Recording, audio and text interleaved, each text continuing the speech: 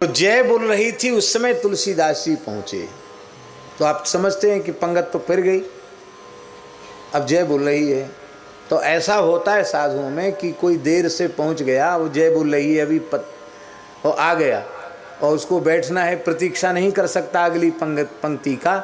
आओ बैठो बैठो बैठो महाराज बैठो, वहीं पत्तल दे दिया। धीरे धीरे वहाँ सामान आ गया, सामग्री आ गई और पाना शुरू किया।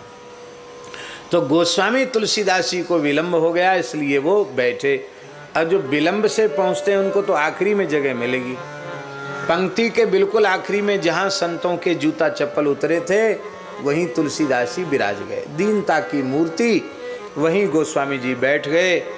पत्तल तो आ गई, पर तस्मई के लिए सकोरा नहीं आया। मिट्टी का सकोरा होता है वो नहीं आया। जल तो कमंडल में है। तो रसोईया थोड़े गर्म होते भी हैं मिजाज के, उसका कारण है अग्नि के पास रहते हैं, तो अग्नि तत्व कुछ न कुछ तो उनमें आना ही चाहिए। जो जिसके संपर्क में रहता है उसका थोड़ा असर तो आता है।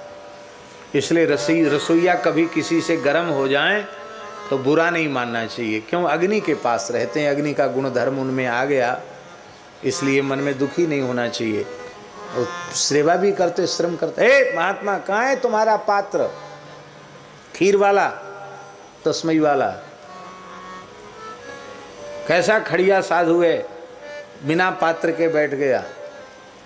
तो एक संत की पानही रखी थी, उस पानही को, पानही जानते ना, जूती, उस पानही को, जूती को तुलसीदास जी महाराज ने कर दिया। बोले इसमें तस्मई दे दो।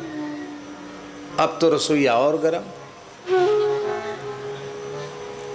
कैसा साधु है, जूती में खीर मांगता है। उन्होंने मांगी, दिया नहीं देने वाले ने, दे कैसे, पर हल्ला मचाए। कैसा खड़िया साधु आकर यहाँ बैठ गया, बताओ, जूती में खीर मांगता है।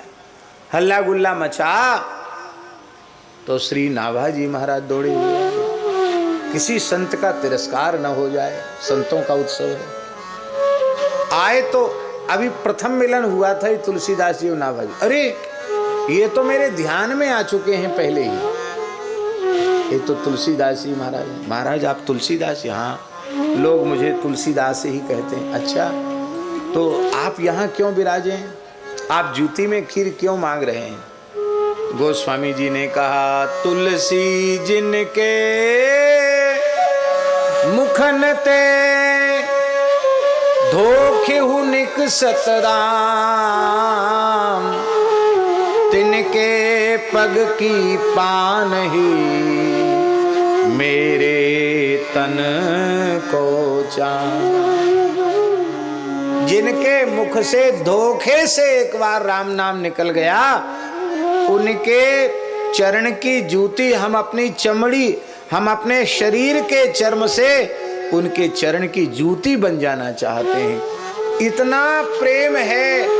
एक बार श्री राम नाम का उच्चारण जिनके मुख से धोखे से हो गया। और इन संतों ने तो जब से होश संभाला है तब से निरंतर श्री राम नाम का जप करने वाले हैं। ऐसे निरंतर राम नाम, हरि नाम, भगवान नाम का जप करने वाले संत, उनकी चरण रज से अभिषिक्त जो जूती है, मेरे लिए तो उससे बढ़कर कोई दिव्य पात्र दूसरा हो ही नहीं सकता है।